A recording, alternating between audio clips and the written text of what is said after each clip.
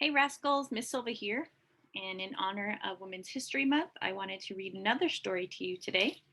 This story is called You Forgot Your Skirt, Amelia Bloomer. It was written by Shana Corey and illustrated by Chesley McLaren. So I hope you enjoyed the book. I'm going to read this little inside blurb really quick. It says, would you dare to bare your underwear? If you like clothes and people with the courage to skirt conventions and address injustice, then Amelia Bloomer and her unfitting ideas will charm the pants off of you. You forgot your skirt, Amelia Bloomer. Amelia Bloomer was not a proper lady.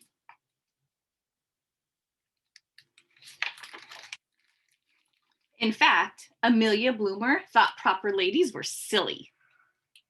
She thought it was silly that proper ladies were not allowed to vote.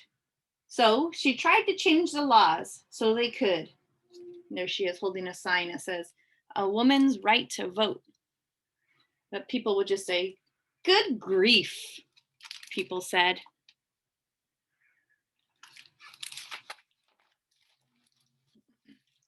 Amelia Bloomer thought it was silly that proper ladies were not supposed to work. So she started her own newspaper and went to work on that. So it's called The Lily, devoted to the interest of women. And it was in 1851. Let's see. She named the newspaper The Lily. It was a special newspaper all about women. She hired other women to work on it too. And people would say this. They would say, a shame, people said. So women weren't allowed to work, but she thought that was silly. So she started her own newspaper. But the silliest thing of all, thought Amelia Bloomer, was the way proper ladies were supposed to dress. Their dresses were so heavy. Wearing them was like carting around a dozen bricks. So heavy. What was proper about that? Their dresses were so long that proper ladies looked like walking broomsticks. They acted like broomsticks too, because their skirts swept up all the mud and the trash in the streets. What was proper about that?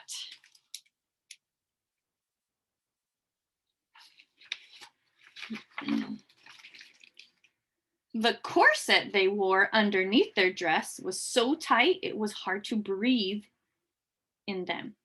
Proper ladies were fainting at the drop of a hat. What was proper about that? So tight they couldn't breathe and they would faint. And the hoops they wore beneath their dresses were so wide that no matter how they sneezed, no matter how they squished and squashed, I'll try that again. And the hoops they wore beneath their dresses were so wide that no matter how they squeezed, no matter how they squished and squashed and stuffed themselves through, proper ladies still got stuck in doorways all over town. They would get stuck. Their dresses were so big. What in the world was proper about that? Even the little girls had to wear proper dresses, so they couldn't run or jump or play. This has got to stop, declared Amelia Bloomer.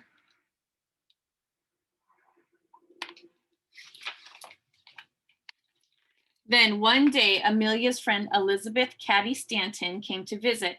Elizabeth brought her cousin Libby with her. Libby looked remarkable. She was even more improper than Amelia because Libby was not wearing a dress.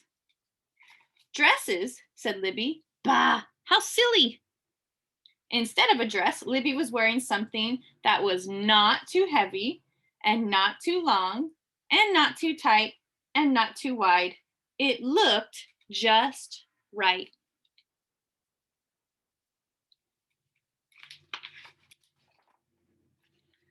Brilliant, announced Amelia. There you go. You can see here what she's wearing.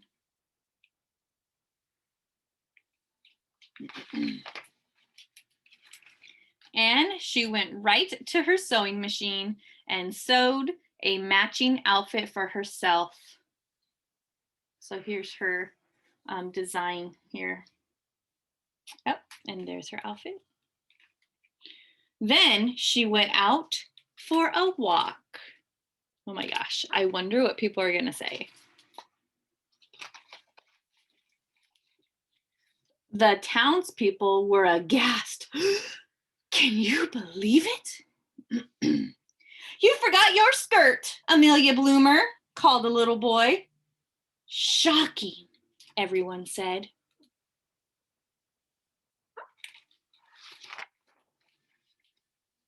But Amelia didn't care one bit. She thought the new clothes were wonderful. She ran and jumped and twirled and did all the things she had always wanted to do.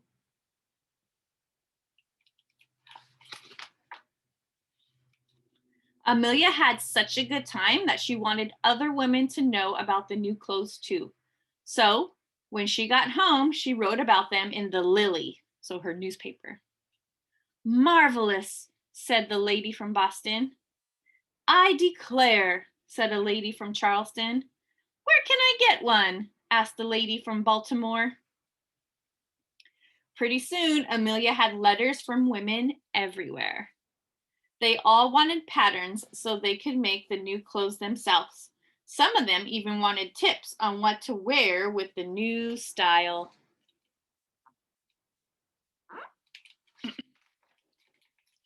Some people called the new style of clothes the American costume.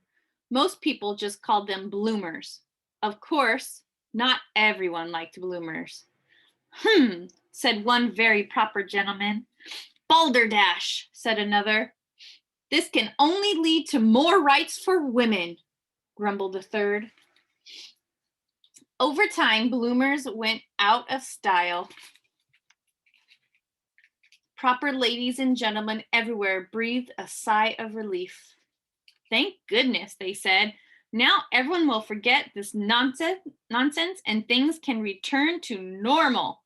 But did people really forget all about Amelia Bloomer and her improper ideas? Well, what do you think?